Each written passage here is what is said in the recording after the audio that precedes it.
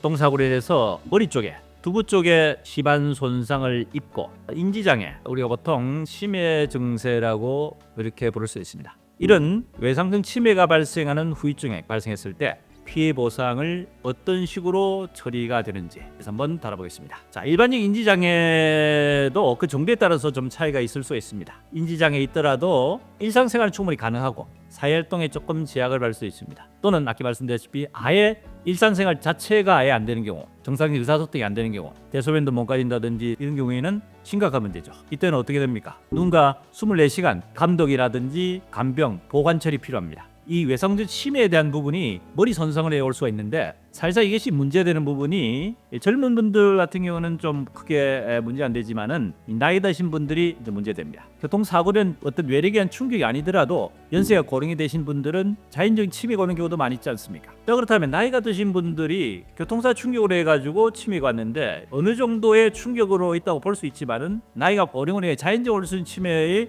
정도도 어느 정도 가만히 돼야 되지 않겠느냐. 특히 예를 들어 피해자분이 원래 혈관성 질환을 갖고 있어요. 예전부터 해서 고혈압, 당뇨, 고지혈증 약을 계속 복용, 또는 예전엔 뇌경색을 한번 앓은 적이 있다든지 여러 가지 어떤 뇌 혈관 쪽에 문제를 갖고 있던 분이 교통사고로 지금 다치게 됐을 때 이건 더 복잡해질 수 있습니다. 자, 이처럼 외상성 치매라고 하지만은 이것이 순수한 교통사고로 100% 온 것이냐 아니면은 교통사고체에 대한 부분에서 외상성 기여도를 따질 것이냐, 특히 나이 드신 분들은 기존에 지병이 있었다면 그 지병에 대한 기여도를 어느 정도 감안할 것이냐, 이런 것들이 상당히 문제될 수 있습니다. 이것 때문에 사실은 법적으로 상당히 보험사죠 마찰이 심하게 되고 경우에 대한 소송으로 진행하는 경우는 많는데 왜 이것이 중요하냐면은 외상성 치매가 만약 실질적으로 누군가 간병인이 도움이 없으면은 일상생활이 어려울 정도의 상태다 하는 정도로 만약에 급속히 진전됐을 때 가장 중요한 게 뭐겠습니까? 이 환자를 실질적으로 옆에서 보호 감독할 수 있는 누군가의 조력이 필요할 수 있죠.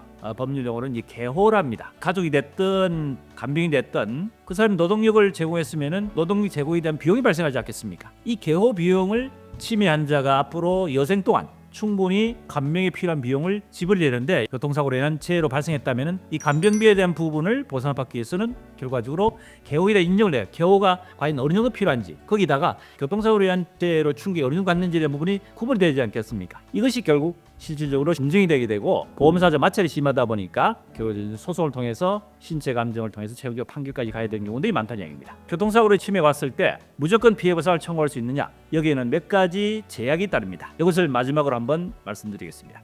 물론 외상 치매의 정도에 따라서 필요한 검사를 다 시행해가지고 외상 치매라고 본다 했을 때 소송으로 진행해야 되는데 무조건 소송할 수 있느냐? 그렇지 않습니다. 우선 첫 번째, 외상성 치매는 대부분 신경외과나 또는 신경과 또는 정신건강의학과 이 세 과에서 주로 치료합니다만 일반적으로 정신건강의학과에서 외상성 치매에 대한 부분에서 신체 감정하려면은 사고일로부터 해서 1년 6개월 이상이 지나야지만이 객관적 평가를 할 수 있습니다. 두 번째는 입원 감정을 해야 됩니다. 입원 감정에서는 환자를 입원시켜서 일주일에 열흘 정도 계속 관찰을 하면서 이 환자에 대한 어떤 동작, 행동 여러 가지 검사를 통해서 실질적으로 개호가 필요한 여부에 대한 판단한다는 얘기입니다. 그렇다면 비용이 많이 발생할 수 있겠죠. 자, 그 다음에 마지막 한 가지, 정신과의학과로 신체 감정을 하기 위해서는 반드시 정신과에 대한 진료 기록이 있어야 됩니다. 통상적으로 교통사고로 발생하게 되면 머리 손상 같은 경우에 있어서는 사고 이후에 주로 신경외과에 주로 치료를 하게 되고 그 다음에는 일반적인 재활병원으로 전원을 해서 재활 치료를 하게 됩니다. 이렇게 해서 외상 치매라도